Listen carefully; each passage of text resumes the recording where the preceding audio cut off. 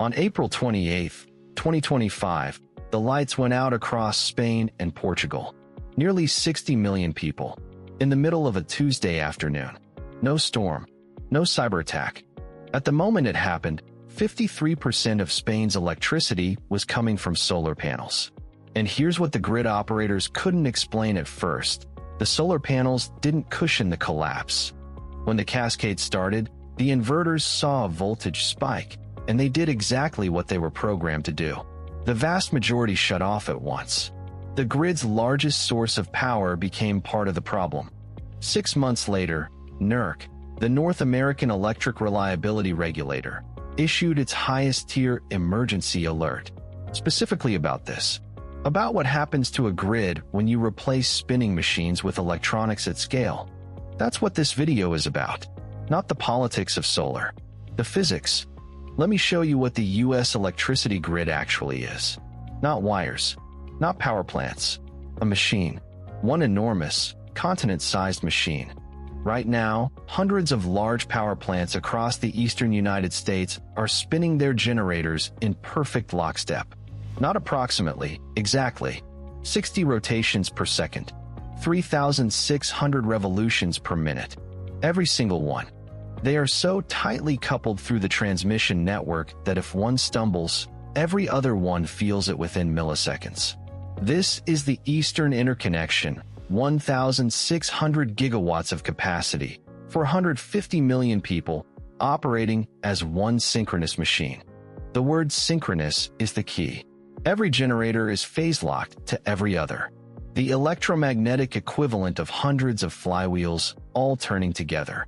And that shared spinning, that physical, rotational mass, is the grid's shock absorber. Engineers call it inertia. If something goes wrong, a generator trips, demand spikes, a transmission line fails, inertia resists the change. The system doesn't snap. It bends slowly, and that delay is what keeps it alive. For 100 years, inertia is what kept the lights on when things went wrong. The grid's frequency, 60 Hz in North America, is not a target. It's a constraint. The entire system is built on the assumption that it stays within a very tight band. And there's a cascade of consequences when it doesn't. Here's how the thresholds work. Above 60.5 Hz, over-frequency protection starts tripping generators. Below 59.5 Hz, automatic generation control calls for more power. Below 59.0 Hz, spinning reserves have to deploy within 10 minutes. Below 58.4 Hz, automatic load shedding begins. This is where your neighborhood loses power, not because the grid failed, but because the grid deliberately cut your load to save itself. Below 57.0 Hz, cascade failure. Every generator tries to protect itself by disconnecting. The grid can die. The question that determines whether your lights stay on is not whether frequency drops after a disturbance. It always does. A generator trips, a large load connects, a line goes down, frequency always dips. The question is how fast it drops, and how much time operators and automatic systems have to respond. A grid full of massive spinning generators is like a heavy flywheel. It resists change. After a disturbance, frequency drops slowly, over 20-30 seconds, giving systems time to stabilize. That time is what inertia buys, and it is not free. A solar panel converts photons to electrons through the photoelectric effect. No moving parts. Zero rotational mass. A wind turbine does spin, but it connects to the grid through a power electronics converter that deliberately decouples its mechanical rotation from grid frequency. These are inverter-based resources, IBRs, and by design, they contribute zero inertia to the grid. That is not a criticism.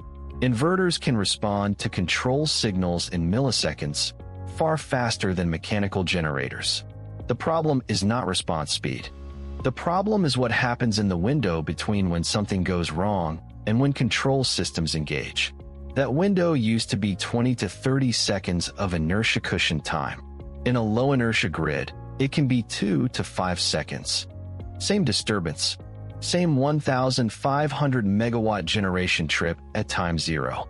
Left panel, the 2010 U.S. grid, full of synchronous generators. Frequency dips, stays above the 58.4 Hz load-shedding line. Systems respond. Recovery. Right panel, NERC's projected 2030 grid, with significantly higher IBR penetration. Same event. Frequency hits the load-shedding threshold in under 5 seconds. Automatic load shedding triggers before any human can respond. This is from NERC's own ERO risk priorities analysis and EPRI-IBR integration studies. It is not a prediction from a renewable energy skeptic. It is the grid regulator's own modeling. In 2024 alone, 45,037 megawatts of new inverter-based resources came online in the United States. To put that in perspective, that is roughly equal to the entire generating capacity of the state of Illinois in 1 year. And 2/3 of the capacity currently waiting in interconnection queues is also inverter-based. April 28, 2025, 12:33 in the afternoon, Central European Time. Spain's grid was running on 53% solar, 11% wind, 10% nuclear, 9% hydro. Then, oscillations developed in the southern part of the country, near Granada, Badajoz, and Seville. Generators began tripping. Within 5 seconds, 15 gigawatts of generation was gone. That is roughly 60% of what was online at that moment.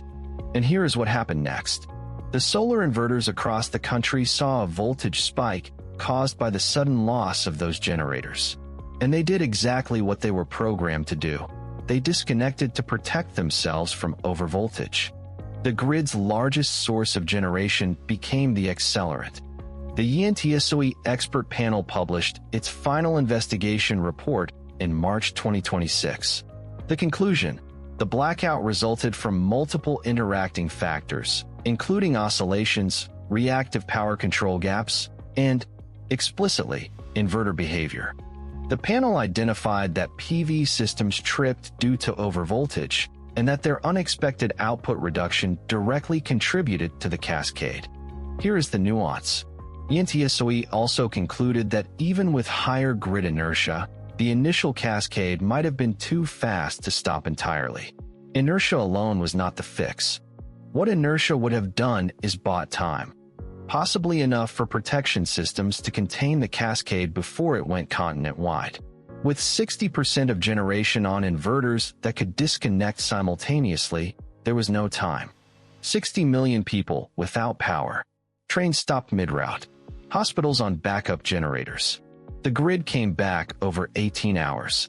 Not because someone flipped a switch, because reconnecting a collapsed synchronous grid is a slow, careful, manual process. The United States is on the same trajectory. In May 2025, NERC issued a Level 3 alert, their emergency tier, specifically about unexpected large-scale IBR output reductions. Since 2020, there have been 16 documented large-scale disturbances involving coordinated IBR failures in the US and Canada. Four happened in 2024 alone, each causing more than 500 megawatts of unexpected generation loss.